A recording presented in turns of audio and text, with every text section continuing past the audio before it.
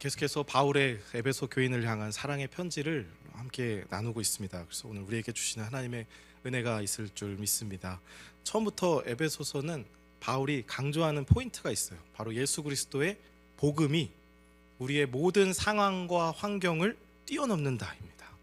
그렇기 때문에 과거도 현재도 미래도 우리는 이제 그분의 주권 아래 있고 섭리 안에 있음을 믿음으로 오늘을 이겨낼 힘이 주어지는 거예요. 오늘의 현실 속 고난과 역경을 담대하게 이길 수 있는 것이죠. 오늘 이제 투표 날이었잖아요. 그래서 잘 쉬셨을 텐데 투표를 이렇게 좀 생각을 하면서 사실 그런 생각도 있어요. 누굴 뽑는들 뭐가 달라질까? 뭐 그런 이제 워낙 또 그런 바뀌는 게 없다 보니까. 근데 또 한편으로는 그런 마음이 들더라고요. 그래서 하나님이구나. 누가 된들 결국 하나님의 뜻대로 이루어질 거기 때문에 믿음으로 기도하게 되더라고요. 그래서 이 2000년 전의 말씀이지만 오늘 우리에게 큰 시사가 있다고 생각을 합니다. 바로 그때나 지금이나 여전히 고난은 있고 역경은 있고 그 세상 가운데 어려움은 있거든요. 우리 삶에서 하나님을 믿고 교회를 열심히 다니지만 고난이 안 오는 것도 아니고 또 기쁜 일 좋은 일 다 믿는 사람이나 안 믿는 사람이나 오는 그 상황 가운데에서 이 에베소서의 말씀은 우리에게 길을 올바르게 전해준다고 생각을 합니다. 그 가장 강조하는 길이 무엇이냐면 교회입니다, 여러분. 바울이 계속 강조하는 건 교회입니다. 이 세상의 빛은 희망은 바로 교회다. 단순히 이런 어떤 이렇게 좋은 페인트칠도 새로 해갖고 너무나 아름다운 교회도 물론 교회지만 바로 우리 한 사람 한 사람 예수 그리스도가 안에 살아 숨쉬는 그 한 사람 한 사람이 교회다라는 말씀을 계속해서 하는 거예요. 그래서 그게 위로고 격려인 것입니다. 괜찮아, 잘 될 거야, 하나님이 다 잘 풀어주실 거야가 아니라 너가 교회다. 왜냐? 그 교회에 예수님이 다시 오신다 했거든요. 그 모인 자들 가운데에 오신다고 했거든요. 그래서 이 바울이 편지 초반에서 근본적인 이야기를 계속 다뤘었죠. 그래서 이제 큰 그림을 그리다가 이제 후반으로 이제 거의 후반으로 다 왔거든요. 후반으로 가면서 조금 더 가시적인 어쩌면 좀 현실적인 조언을 이제 바울이 계속 이어가는 겁니다. 그래서 오늘 본문에 앞서 살펴본 5장 그 초반부부터 계속 사실은 4장 후반부부터 계속 이어지는 것이 옛사람과 이제 새 사람이라는 새롭게 된 사람이 어떻게 살아가야 하는 것인가, 현실적인 조언이죠. 그래서 5장에서 하나님의 사람이란 이런 사람이다, 하나님의 자녀란 이렇게 사는 것이다. 근데 계속 강조했던 건 결국 그거예요. 교회됨이에요. 교회에서 뭐 솔직히 이렇게 적나라하게 말씀드리면 싸우지 말라는 거예요. 분열을 일으키지 말라는 거예요. 하나가 되라는 거예요. 바울은 계속해서 그 얘기를 하고 있는 것입니다. 그래서 15절에 그런즉 너희가 라고 이제 시작을 하죠. 오늘 본문에서 그런즉이라는 건 앞에서 이제 쭉 말했던 것의 결론적인 이야기입니다. 그러니까 너희가 어떻게 해라 라는 것이겠죠. 그래서 뭐가 그렇다는 건가? 앞에서 말한 게 빛의 자녀입니다. 교회됨이란 결국 빛의 자녀로서 이 어두운 세상에서 빛을 발하는 존재로 사는 것인데 8절에 말하죠. 너희가 전에는 어둠이더니 이제는 주 안에서 빛이라, 빛의 자녀들처럼 행하라 라고 하면서 중요한 말을 했습니다. 주님을 기쁘시게 할 것이 무엇인지 시험하라고 했죠. 이 시험하라는 말이 하나님을 뭐 떠봐라, 하나님을 뭐 테스트해봐라 이런 말이 아니라 도키마조라고 해서 이 원어적 뜻이 면밀히 조사하다라는 뜻입니다. 그러니까 분별하라는 거죠. 주님을 기쁘시게 할 것이 무엇인지 조사하래요. 면밀히 분석하래요. 내 삶에서 지금 내가 삶의 한 절이라도 주님을 기쁘시게 할 게 무엇일까라는 그 태도를 가지고 빛의 자녀라면 그렇게 사는 것이 결국 빛을 발하는 것이고 주님을 기쁘시게 한다라는 뜻이라 나눴습니다. 단순히 내 삶에 좋은 것과 유익과 이익을 위해서만 구하고 바라고 열심히 그런 하는 삶이 아닌 빛의 자녀라면 사실 그런 것들은 세상 사람들도 다 그렇게 살거든요. 저기 향일암 가도 그렇고 어디 뭐 서남사를 가도 그렇고 다 사람들이 비나이다 비난하면서 천지신명이요 지성이면 감천이니 이 마음을 품고 다 합니다. 단순히 교회에 와서 그러한 똑같은 마음을 품고 살기 위해서 예수 그리스도가 우리를 위해 돌아가신 것이 아니라 빛의 자녀로 살기 위라는 것이죠. 거룩함이란 구별됨 아닙니까? 그 안에는 무게란 뜻도 있습니다. 그래서 그 안에는 반드시 우리가 살아야 할 책임이 있어요. 그게 바로 빛을 발하는 것이라는 거예요. 그래서 주님을 기쁘시게 하는 것이 무엇인지 끊임없이 분별하고 면밀히 조사하는 태도를 가져야 된다. 그게 바로 살아있는 자라 했습니다.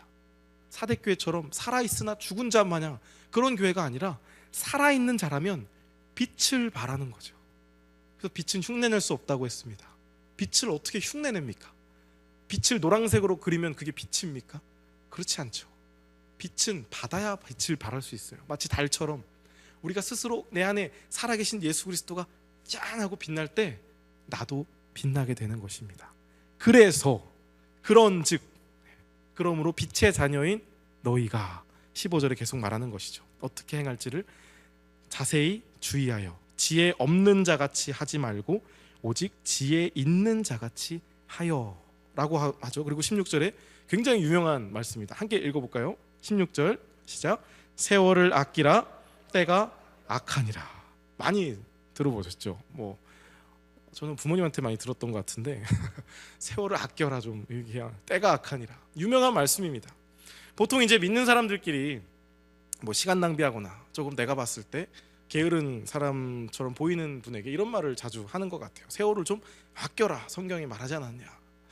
여러분은 세월을 아끼며 살고 계십니까? 세월을 아낀다는 건 도대체 뭘까요? 기준이 뭘까요? 열심히 일하면 세월을 아끼는 거고 그냥 집에서 탱자탱자 놀면 세월을 낭비하는 걸까요? 아마도 우리는 누군가 쓸데없는 것을 하는 걸 보면은, 그런 시간을 보내는 걸 보면 그런 생각이 드는 것 같아요. 우리 키우는 자식이 내일 모레가 시험인데 집에서 막 총싸움을 막 하면 세월을 아껴야 되는데 저것이 저거, 이렇게 생각이 들기도 하죠. 저는 축구를 좋아합니다. 하는 것도 좋아하는데 보는 것도 좋아해요. 그래서 저기 유럽에 영국에 있는 한 팀을 제가 오랫동안 응원하고 좋아합니다. 그래서 누군가 이렇게 그 맞는 사람이 있으면 꼭 그 축구 얘기를 하면서 즐거워하는데, 근데 이제 누군가에게는 누구라고 말 안 하겠지만 저랑 전혀 상관도 없고 연고도 없고 심지어 가본 적도 없는 그 유럽의 한 도시에 있는 축구팀을 응원하면서 팀이 이기면은 기뻐하고 지면 슬퍼하는 저를 보면서 정말 제 시간을 잘 못 쓴다라고 생각할 수도 있을 것 같아요. 쓸데기 없어 보이지 않겠습니까? 그 팀이 나랑 무슨 상관이 있다고. 시간이 아까운 거죠. 반면 저에게는 전혀 그 삶과 동떨어진 쓸데기 없는 드라마를 보면서 눈물을 흘리고 그것들을 공감하면서 그 드라마 캐릭터를 막 어떻게 막 얘기하고 하는 그런 모습이 저에겐 또 시간 낭비로 보입니다. 여러분은 어떻습니까? 매일 유튜브를 보면서 무엇을 보고 계십니까? 아마 누군가 그 모습을 봤을 때 저거 맨날 저거 봐서 뭐하나? 라고 생각이 들 수도 있고, 또 보는 사람 입장에선 이런 것도 안 보고 뭐하고 있나? 좀 알아야지 라고 생각을 할 수도 있습니다. 조금 더 현실적으로 부모 입장에서는 한참 공부하고 돈 벌고 할 나이에 장가 가서 애 낳고 막 해야 되는데 집에서 놀고 있는 자녀를 보면 세월을 좀 제가 아껴야 되는데 저거 세월 아까운 줄 모르고 저렇게 있다 라고 생각을 할 수도 있는 것이고, 자녀 입장에서는 점점 더 늙어가는 모습이 눈에 띄게 보이시는데 이제 좀 일을 내려놓고 쉬시라고 해도 일손을 놓지 못하면서 그 한 푼 더 벌어보겠다고 일하는 부모님을 보면 또 남은 세월을 좀 아끼시라는 말이 또 나올 것 같아요. 좀 편하게 지내시면 좋겠는데, 우리의 삶은 늘 주관적입니다. 답이 있습니까, 여러분? 사람마다, 상황마다, 또 성향마다 이 세월을 아까워하는 것은 달라요. 그렇기 때문에 뭐가 옳게 사는 거고 뭐가 그르게 사는 거고 딱히 그런 답이라고 할 수 있는 게 없다는 것이죠. 여행을 가는 것도 누군가에겐 돈 낭비고 시간 낭비입니다. 그렇지 않습니까? 여행 한 번도 안 가본 분 계시죠? 그거 아까워서 뭐해? 집에서 편하게 에어컨 쐬고 잠자지. 그런데 누군가에게는 그 안 가는 게 또 돈 낭비고 시간 낭비예요. 그 돈 벌어서 뭐하나? 좋은 데 가서 좋은 거 먹고 쓰지. 다 말이 다릅니다. 각자의 답이 다 달라요. 자, 여러분, 그러한 면에서 우리 각자의 시각을 가진 채 오늘 이 바울이 말하는 세월을 아끼라는 말씀을 우리가 생각하는 그런 주관적인 곳에 적용을 할 수 있는 말씀이 아닌 것 같다는 겁니다. 우리는 지금까지 어쩌면 그렇게 썼는지 모르겠어요. 바울이 그랬잖아. 세월을 아끼라 그랬잖아. 그러니까 이렇게 해야 돼, 저렇게 해야 돼 라고 우리는 늘 생각을 하고 얘기를 했습니다. 그러나 바울이 과연 그런 우리의 생각에 공감해서 그렇지, 게임하면 안 되지, 그렇지, 여행 다니면 안 되지, 돈 아껴야지, 일해야지 라는 마음으로 갑자기 에베소 교인들에게 세월을 아끼라는 말을 했을까요? 바울은 이유는 명확히 말합니다. 세월을 아껴야 하는 이유는 뭐라고 합니까? 때가 악하기 때문입니다. 네. 여러분 이거 2000 한 몇 전에 쓰여진 성경인데 그때도 때가 악했대요. 그런데 지금은 얼마나 더 악하겠습니까? 네. 때는 늘 악해요. 그래서 세월을 아끼라고 하는 건 아마 늘 이 적용이 될 겁니다. 때는 늘 악하기 때문에 세월을 아끼라 하는 건데 과연 그럼 아낀다는 건 어떤 의미냐는 것이죠. 어떻게 써야 내가 시간을 아껴 쓰는 거라는 말이냐는 것입니다. 보통 우리가 아낀다고 하는 그 표현 때문에 이러한 이렇게 좀 혼란이 오는데 언제 이걸 쓰죠? 뭔가 이렇게 뭐 소중한 거나 얼마 남지 않은 그 양을 우리가 이야기할 때 아낀다고 하지 않습니까? 맛없는 음식을 아껴 먹는 분이 계신가요? 그렇지 않습니다. 반찬에서 돈가스 이렇게 있으면 돈가스는 아껴 먹어요. 그런데 콩자반은 아끼지 않습니다. 넉넉하게 이제 줍니다. 뭐 남겨요 심지어. 우리는 소중한 것, 얼마 내가 좋아하는 거, 양이 얼마 남지 않았을 때 그것을 아낀다는 표현을 쓰죠.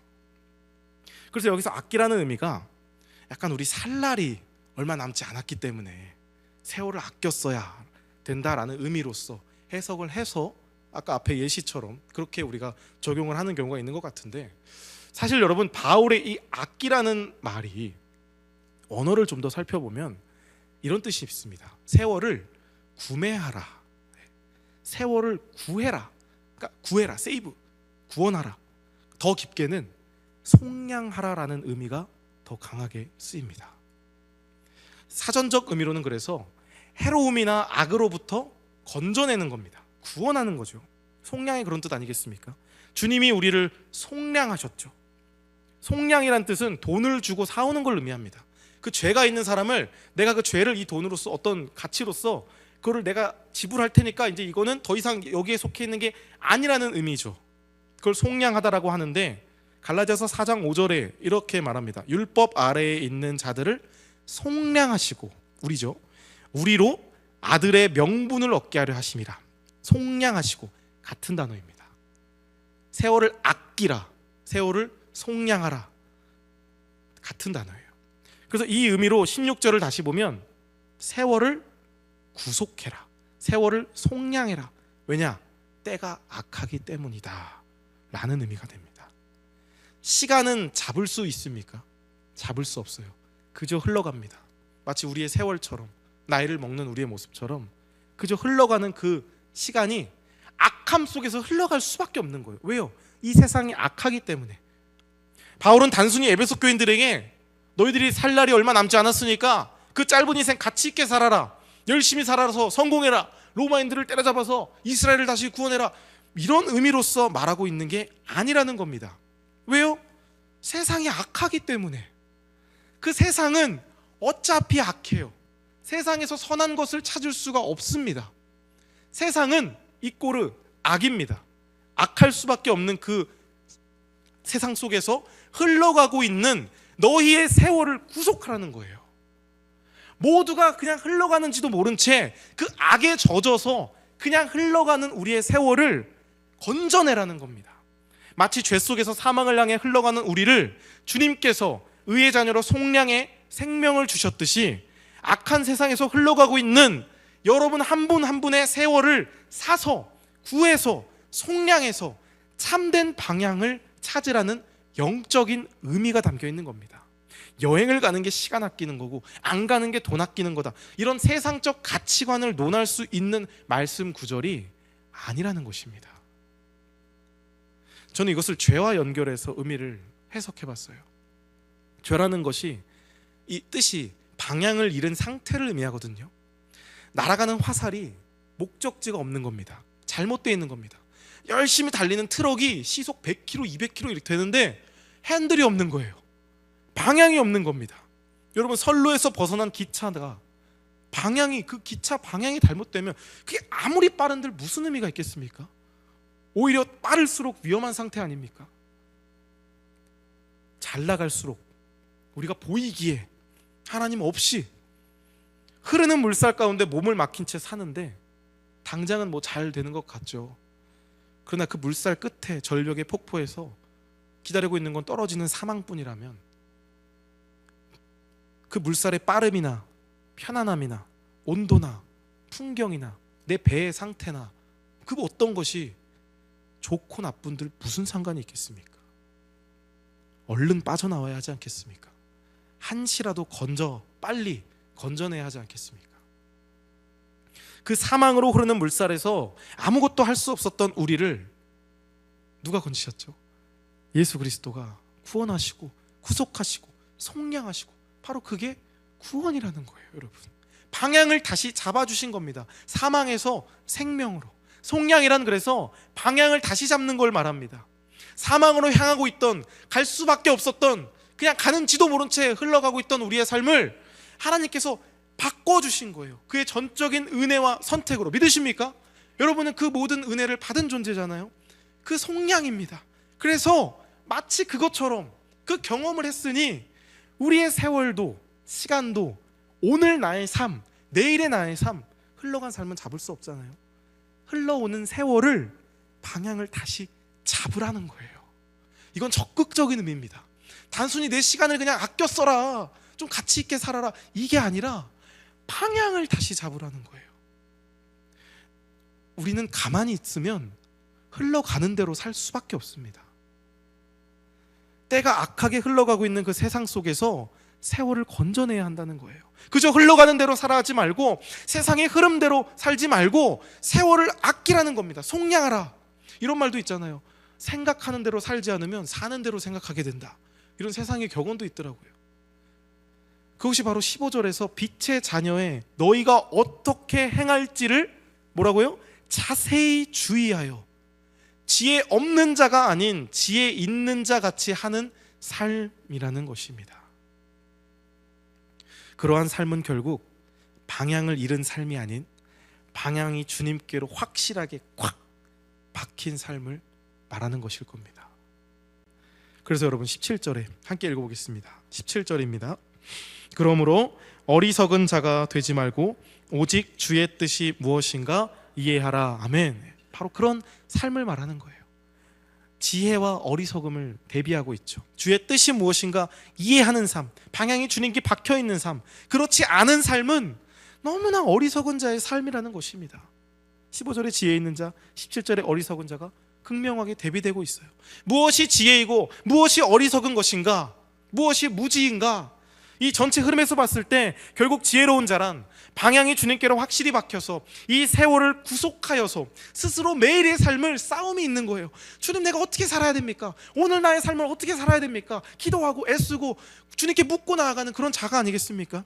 그러한 세월을 구속하여 나를 위한 삶이 아니라 주를 위한 삶으로 살아가려고, 주의 뜻이 무엇인지 분별하려고 어떻게든 애쓰고 고민하고 노력하는 자의 삶을 말하는 것이에요. 그것이 바로 지혜 있는 자의 삶이라고 말합니다.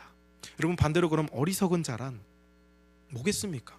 그 악한 때를 이 세상적 관점으로 세상에 푹 젖어서 방향을 잃은 상태를 말하는 것이 아니겠습니까?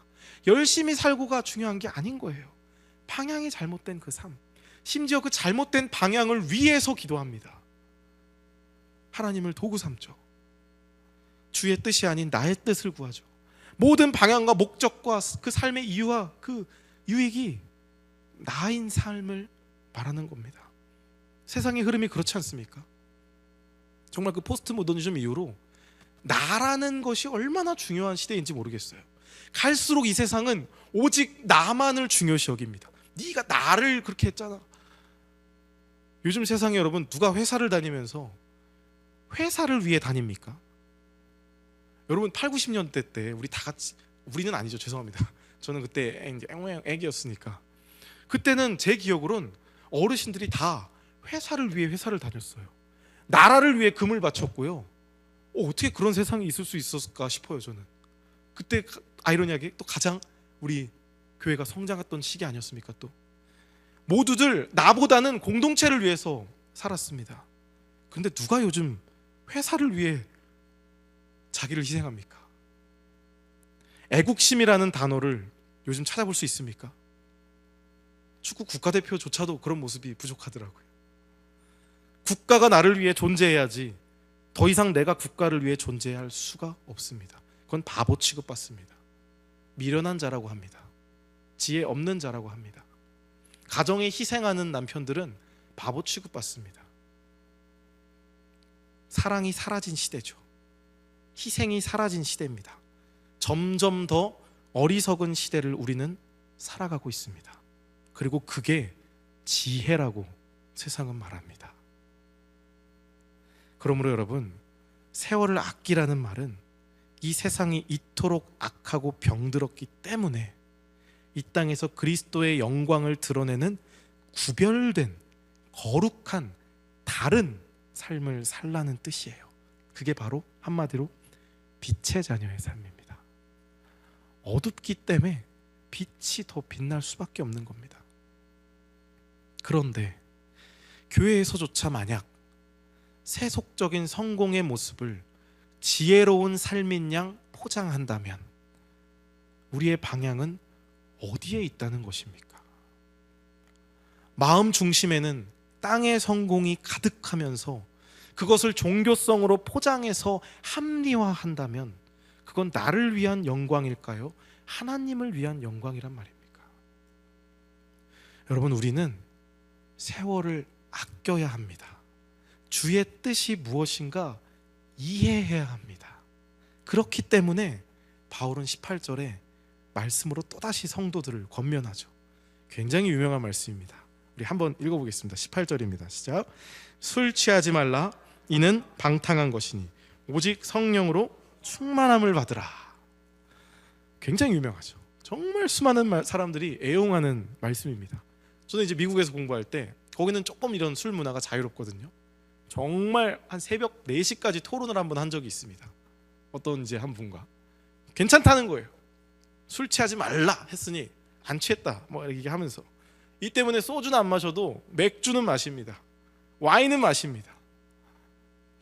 여러분, 갑자기 근데 바울이 이 상황에서 본인도 쇠사슬에 묶여서 한번 생각을 해봅시다. 내일 죽을지도 모르는 그 핍박 속에 있는 에베소 성도들에게 한창 이제 하나님의 주권과 교회됨과 빛의 자녀됨을 막 이야기하다가 갑자기 술을 먹는 주도를 이들에게 가르쳐 주는 것일까요? 갑자기 그 제한선을 술은 마셔도 되는데 취하지 마세요? 갑자기 이 얘기를 하는 것이겠습니까? 도수 낮은 술 마시면 괜찮다. 술 마시는 것에 대한 합당성을 갑자기 이들에게 주장하는 것이겠냐는 거예요. 이것은 말씀을 해석할 때 오용하는 것이며 사사로이 해석하는 거라 했거든요. 베드로가 그러지 말라 했거든요. 사사로이, 나의 이익을 위해서 사적으로 취급하는 걸 말하죠. 회사에서도 이러면 횡령 아닙니까? 말씀을 그렇게 해석하면 안 됩니다. 이 다음 말씀인데 이제 22절부터 아내와 남편 이야기도 그래요. 다음에 나누겠지만 단순히 어떤 뭐 아내들이여 자기 남편에게 복종하기를 죽게 하듯 하라. 들었지? 큰일 납니다, 여러분. 저부터 큰일 납니다. 아닙니다, 여러분. 어떻게 화목한 가정을 이룰 수 있는지 아내를 복종시키는 꿀팁을 알려주는 그런 말씀이 아닌 거예요. 우리 말씀을 그렇게 사적으로 이용하면 안 됩니다. 그렇기 때문에 오늘 이 술에 관한 말씀도 문맥 전체가 지금 빛의 자녀됨을 설명하고 있거든요. 하나님의 자녀됨의 삶을 이야기하는 것입니다.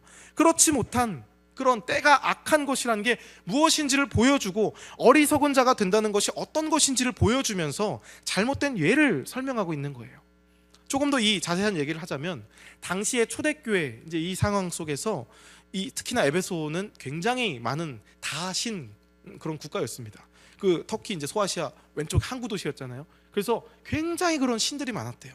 그런데 지금도 그렇지만 그때도 성찬식을 하면서 이제 포도주를 마셨어요. 근데 뭐 지나치게 많이 마신다든지 혹은 이제 다른 종교의 축제적인 풍습들을 그때도 이제 얼마나 많았겠습니까? 근데 그렇게 분위기를 만드는 경우가 있었다고 합니다. 기록에 의하면 실제로 이제 술의 신 디오니소스, 이제 그 술의 포도주의 신인데 그 디오니소스를 숭배하고 예배할 때는 그 신 자체가 술의 신이에요. 그러다 보니까 예배 자체가 술을 양껏 마십니다. 그런 다음에 완전히 이제 인사불성이 되는 거예요. 하면서 그게 예배 방법이었대요. 그래서 얼마나 내가 술에 취하고 자기 통제력을 잃으나 하는 걸수록 내가 뭐라고 표현, 성령 충만하다고 하나요? 디오니소스 충만하다고 하나요?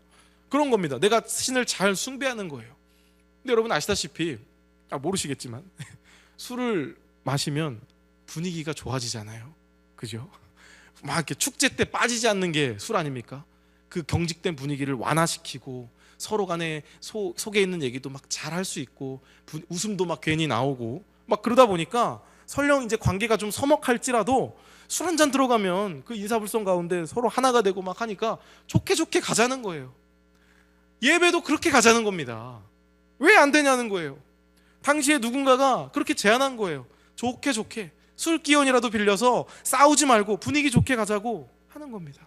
축제처럼 소통도 잘하고 그러면서 점점 예배가 이제 퇴색되고 쇠퇴되는 것이죠. 취해갔던 것입니다.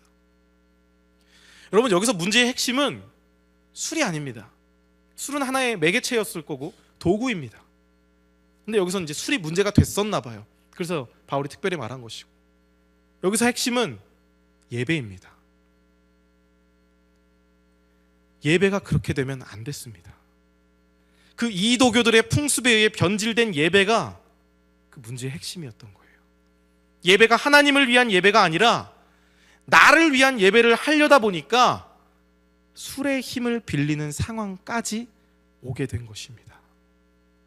좋은 것이었어서, 당신 귀한 것이었어서. 세월을 아끼라 했잖아요. 그 뜻이 세상의 흐름과 뜻이 아닌 주의 뜻을 찾고 내 삶에서 주어진 세월을 통해 하나님의 뜻을 이루는 뜻이라면 우리가 가장 기본적으로 행해져야 될 것, 참되게 실행져야 될 것은 바로 예배거든요. 내 삶의 예배가 바로 서야 되는 게 참된 빛의 자녀의 기본적인 모습입니다. 그래서 우리의 삶이 또 예배가 되어야 하지 않겠습니까? 그래서 하나님께 거룩한 산 제사가 되어야 할 텐데, 술 취함으로 방탕한다는 것은 그 예배의 본질을 흐리고 예배마저도 하나님의 뜻이 아닌 세상의 이교도의 풍습을 가지고 와서 예배를 마치 나의 향락과 유희를 즐기기 위한 도구로 삼아버리는 그런 악습들을 버리라는 거예요. 그 악습을, 나를 위해서 존재하는 예배의 모든 습관들을 버리라는 바울의 경고인 것입니다. 왜냐? 이는 낭비이기 때문이에요. 그건 하나님이 기뻐하시는 예배가 아니기 때문입니다. 여러분, 예배의 존재 이유는 나의 감정이 아닙니다. 나의 위로가 아닙니다. 오늘 예배가 나를 얼마나 즐겁게 해주고 나를 얼마나 띄워주고 위로해주는가, 지금 내 기분을 얼마나 달래주는가, 그것이 내가 예배를 드리는 이유와 목적이 될 수 없다는 것입니다. 그건 내가 하나님을 예배하는 게 아니라 하나님이 나를 예배하도록 만드는 거 아닙니까? 예배의 주인공이 어디 있습니까 지금? 저는 오늘 우리가 가진 이 나 중심적인 현대 사회가 가진 가장 큰 숙제가 바로 이것이라 생각합니다. 주객이 전도된 거죠. 나의 만족을 위해서라면 예배마저도 내가 편한 대로, 내가 좋은 대로 드려야 하는 나를 위한 신앙이 판을 치고 있는 세상입니다.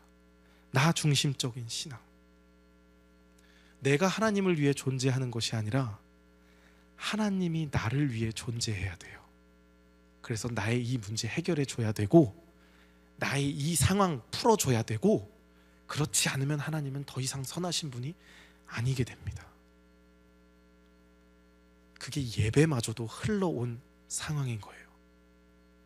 술 취하지 말라. 이는 방탕한 것이니 오직 성령으로 충만함을 받아라. 바울은 거기에 취하지 말고 당장 나의 그 도파민을 주는, 나의 기분을 만족시키는 거기에 취하지 말고 오직 성령으로 충만함을 받으라 말합니다.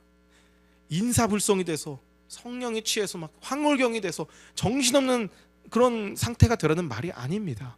말 그대로 성령을 통해 충만한 상태가 되라는 말이에요.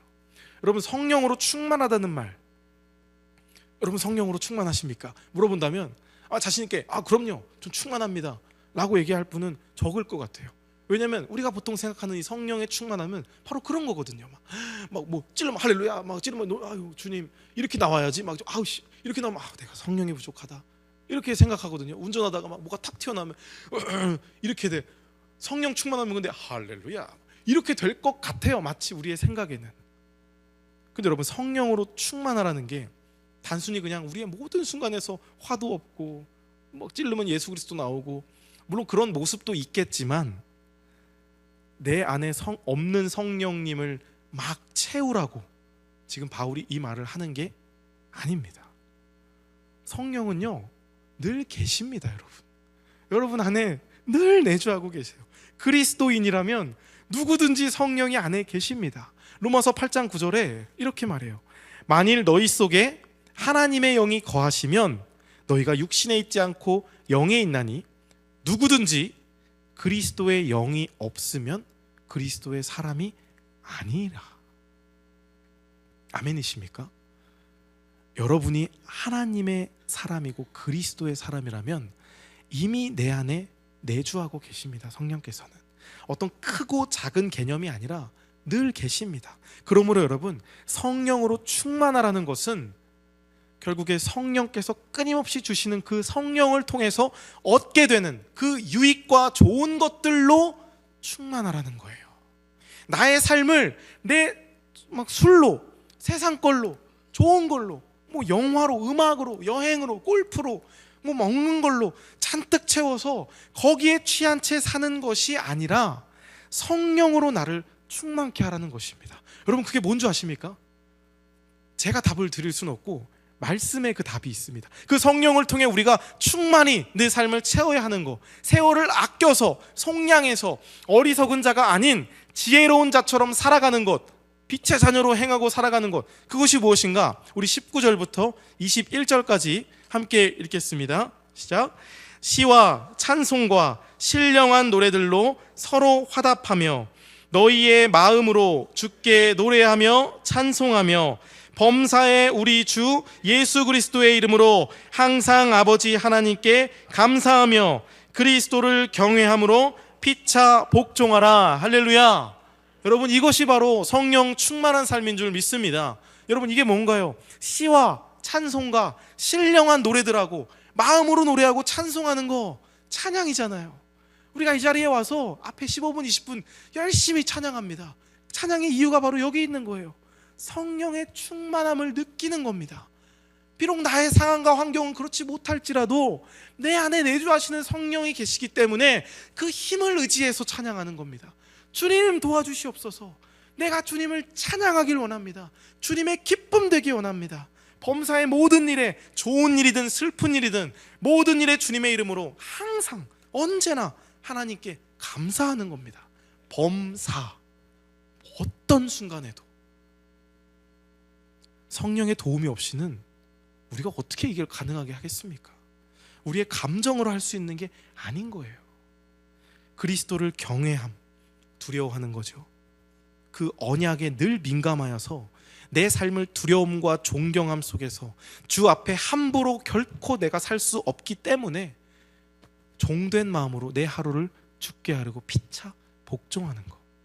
모두가 주님의 굴복한 종들만 이곳에 모여 있다면 우리는 결코 교만할 수 없습니다. 우리는 결코 싸울 수 없습니다. 결코 우리의 목소리가 높아지지 않습니다. 주 앞에 철저히 굴복한 종인데, 내가 죽은 자인데 어찌 내가 그럴 수 있겠습니까? 성령에 민감한 자들이 어찌 그럴 수 있겠습니까? 그리스도의 주 되심을 인정하기 때문에 공동체 안에서 서로 복종하고 섬기는 것, 우리의 힘이 아니죠. 성령의 도우심으로. 바로 이런 상태가 성령 충만함이라는 것입니다. 여러분, 그래서 바울은 이걸 구하라고 하지 않아요. 말을 잘 보십시오.